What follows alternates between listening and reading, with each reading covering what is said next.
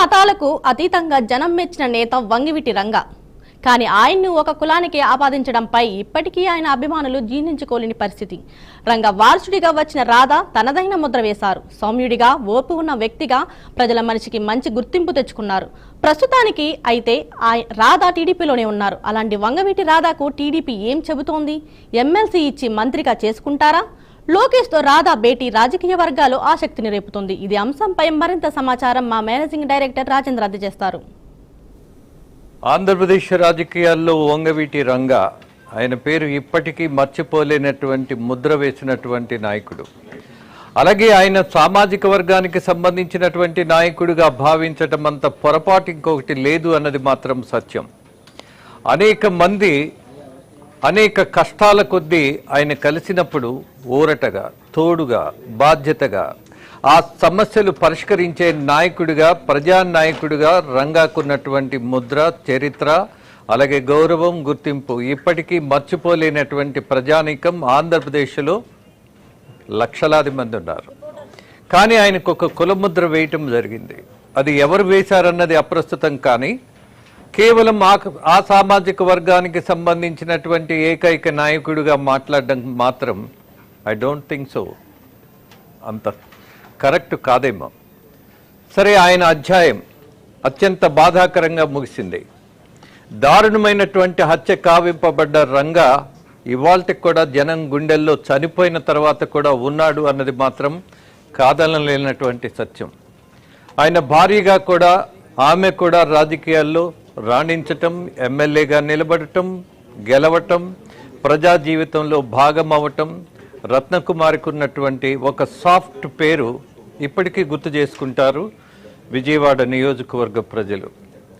అలాగే మరొక విషయం, ఇవాళ రాజకీయాల్లో మనం ప్రధానంగా చెప్పుకోవాల్సింది, రంగా అనుచరుడుగానో కొంతమంది నాయకులు ఉన్నా వాళ్ళకి గుర్తింపో రాణింపో ఉన్నదో లేదో తర్వాత సంగతి. కానీ ఆయన కుమారుడిగా రాధాకున్నటువంటి గుర్తింపు, ఫాలోయింగు ఇవాళ యూత్లో కావచ్చు, అలాగే ఆంధ్రప్రదేశ్లో కొన్ని జిల్లాలలో రాధాకి ఆయన తండ్రినిచ్చినటువంటి వారసత్వం ఏదైతే ఉన్నదో, అలాగే రాధా కూడా ముఖ్యంగా ఒక సంయమనంతో, సహనంతో వెరీ సాఫ్ట్ బాయ్ లాగా పేరు తెచ్చుకున్నాడు. ఆయన రాజకీయాల్లో ఆయనకున్నటువంటి బ్యాక్గ్రౌండ్ చూసినప్పుడు ఇంత నెమ్మదిగా, ఇంత సంస్కారవంతంగా రాజకీయాల్లో ఇవాళ యూత్ ఉంటున్నారా అని అంటే చాలా తక్కువ మంది కనపడతారు. కానీ రాధా మాత్రం ఖచ్చితమైనటువంటి ఒక కార్యాచరణ, దట్టు గ్రీడీగా లేడు అతను మొదటి నుంచి. బట్ ఆయన ఎంతవరకు రాజకీయ పార్టీలకు ఉపయోగపడ్డాడు అన్నది ఒక అంశమైతే, ఆయన్ని ఉపయోగించుకున్నటువంటి పార్టీ ఏది అన్నది మాత్రం ప్రధానమైనటువంటి విషయం. ఇతను వస్తే చాలు మన పార్టీకి బలం, ఈ సామాజిక వర్గం యొక్క ఓట్లు అత్యధికంగా మనకి పోలవుతాయి అన్నటువంటి భావన లేనటువంటి రాజకీయ పార్టీ ఏదో ఆంధ్రప్రదేశ్లో చెప్పండి? ఏదీ లేదు. ఏ పార్టీ ఆలోచించినా ఈ యువకుడిని ఎలా ఉపయోగించుకోవాలి అన్నదే ఇవాల్టికి కూడా జరిగినటువంటి రాజకీయం. ఇక రాధాకి సంబంధించినటువంటి ప్రయాణం మనం గమనించినప్పుడు, ఆయన ఎప్పుడూ ఒక మంత్రిగానో, ఒక ప్రధాన నాయకుడిగానో ఆంధ్రప్రదేశ్ రాజకీయాల్లో ఎదగవలసిన వాడు.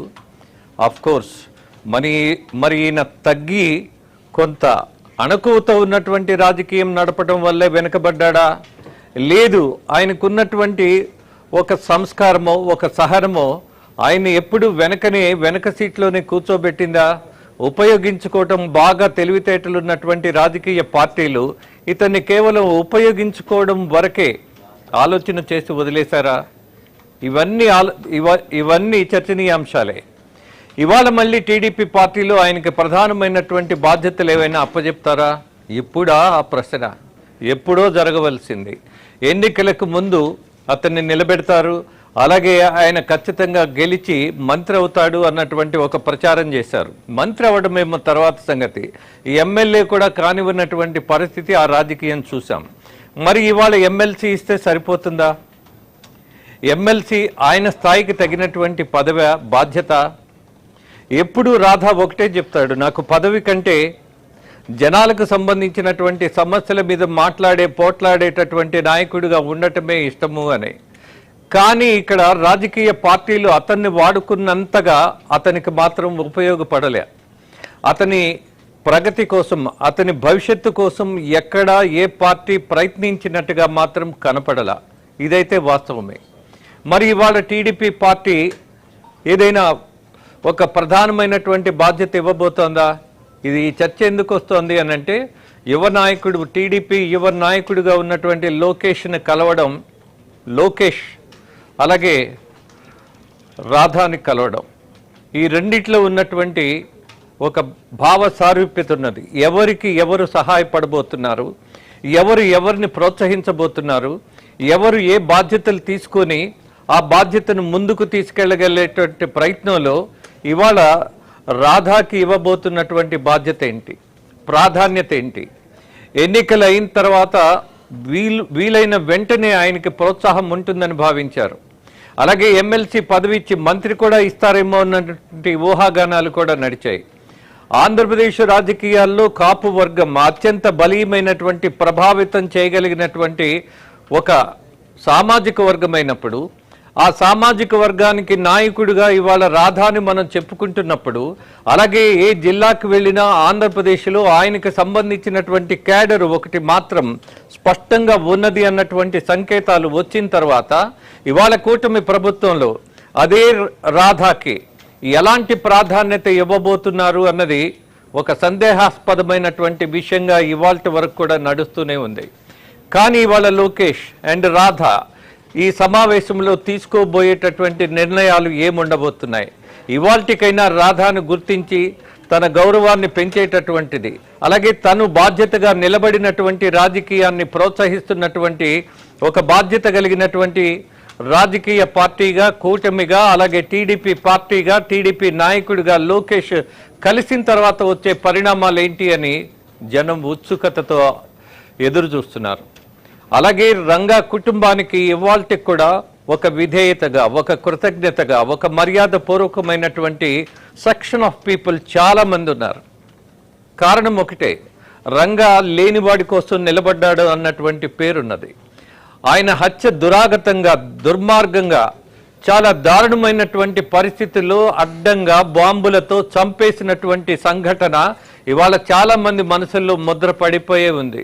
దానికి పరిష్కారం కావాలి అన్నటువంటి ప్రయత్నంలోనే గతంలోనే చంద్రబాబు ఆంధ్రప్రదేశ్లో ఫ్యాక్షన్ రాజకీయాలు కానీ, హత్య రాజకీయాలు కానీ ఉండకూడదని రాయలసీమకు సంబంధించినటువంటి రెండు శత్రువర్గాలను కలిపి ఒకే వేదిక మీద కలపటం, అలాగే విజయవాడ నగరానికి సంబంధించినటువంటి రెండు సామాజిక వర్గాలు లేదా రెండు రాజకీయ వర్గాల మధ్య, రెండు కుటుంబాల మధ్య వైషమ్యమో ఇది విపరీతమైనటువంటి ప్రభావం చూపిస్తున్నప్పుడు ఆ కుటుంబాల మధ్య, ఆ నాయకుల మధ్య ఒక సహనం, ఒక స్నేహబంధం ఉండాలి.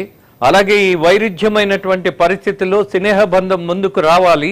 యువకులు రాజకీయాల్లో ఉండాలి. కేవలం గత చరిత్రను ముందు పెట్టుకునే కక్ష కార్పణ్యాలతో, హత్య రాజకీయాలతో, దురాగతాలతో ఇవాల్టి కూడా మాట్లాడుకునే అనాగరిక సమాజం ఉండకూడదు అని ఒక నిర్ణయం తీసుకున్నటువంటి చంద్రబాబు దాన్ని కార్యాచరణలో చేసి చూపించారు.